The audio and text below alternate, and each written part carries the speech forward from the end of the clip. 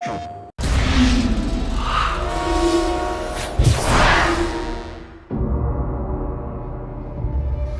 the remains of my expedition and you will have your proof. Tenzin will guide you.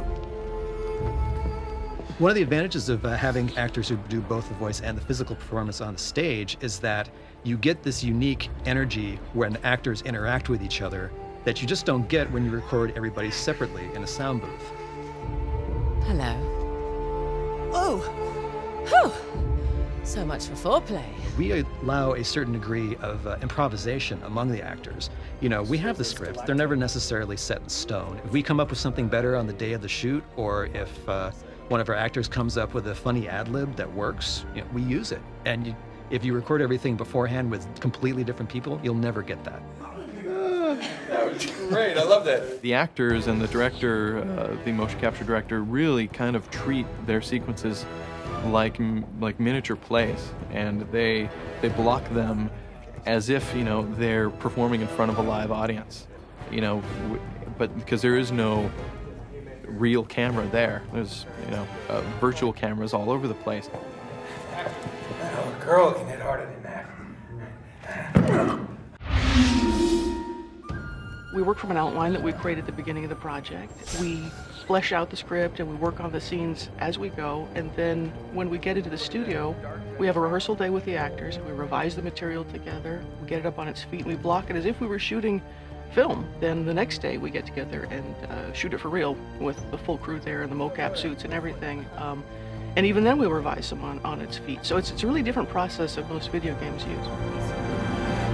What is it? We split the take. We split the take 3 ways, then you and I disappear. Together. There's been a lot of instances where you have studios who record the voices separately from the mocap, and the end result almost always looks, at best, looks like pantomime, and at worst, looks like people running around flailing their arms. Let's not forget who walked out on who. The nice thing about motion capture is, unlike a live action shoot, where, you know, if one person is okay in one take but the other person isn't, you're kind of having to choose between one or the other. I can choose anybody's take from any performance at any time so that we can always get the best possible result. The reason we were actually trying to capture the audio on the stage is because that's basically when the actor's in the moment and they're giving their best performance, and it just feels a lot better than when we ADR it. Often that feels, you know, kind of canned. You are the reporter who has been biting at my heels. You better pray that he is not bluffing. When I really get involved is really on the day of mocap shooting. So I'm there on the stage as we're recording the scenes, shooting the scenes with the actors, and I'm listening for continuity between takes. I'm listening for the right emotional tone between the actors. I'm listening for noise. I'm listening for all kinds of pollution in the sound. And we do a bunch of takes. I'm paying attention to it from sort of the holistic overview of how the performance fits into the larger story, into the script as a whole. I'm listening for the writing, whether it's working, whether what's on the page is coming out on the stage. I place the cameras where I think I'm going to get the best, most effective performances out of everybody, best establishing shots, best close-ups. And when the scene calls for it, especially in the more action-oriented scenes, we always try to add a bit of a handheld feel to the whole thing as well. Once Josh has decided which takes and which masters and all the time codes of the motion capture that he's going to order, I'll stitch it together. He gives me the leeway to make the timing feel good. It feels energetic. Then I go through all of the takes that we've recorded on the stage, not just the ones that we've selected. I'll make my best cut out of all that dialogue. Now, come on, I'm through playing the hero. Your adversary will not give up so easily. He will not stop until he possesses the thing he desires. The actors give us such great material on the stage, and when we come in, we have to complete that performance and make these characters really alive and who they are. That usually starts off with looking at what the characters are touching and what prop manipulations and how they interact with each other.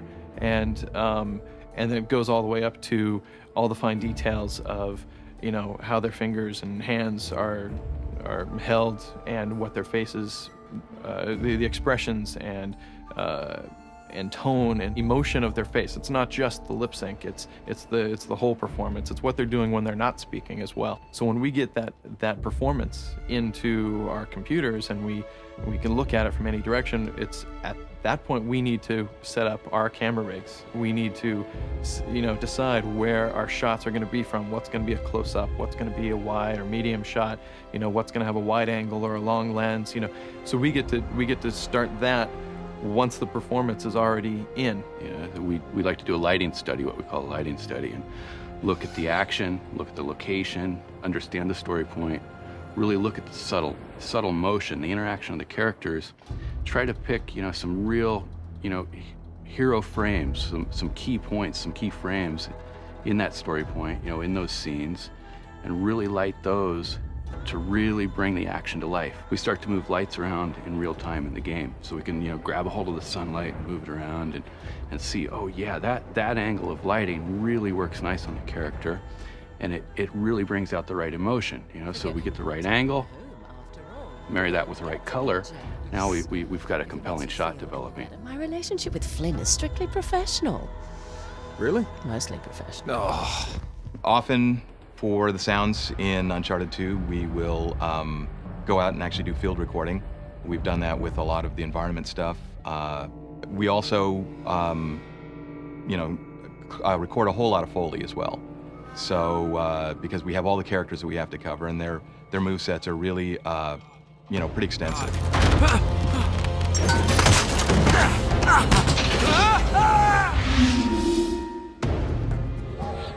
Well, since our goal is to make sure that this sort of cinematic experience that we're providing, both interactively and in terms of the pre-rendered cutscenes, is as seamless as possible, we wanted to make sure everything happened within the same rendering engine, which is our game rendering engine. It's awesome. I mean, it's amazing because, you can play the game, segue right into the cinematic, use the game engine to light these cinematics, bring them to life, and just make it really, really immersive, using the game engine. Just one goes into the other and out, and so continuity is just there.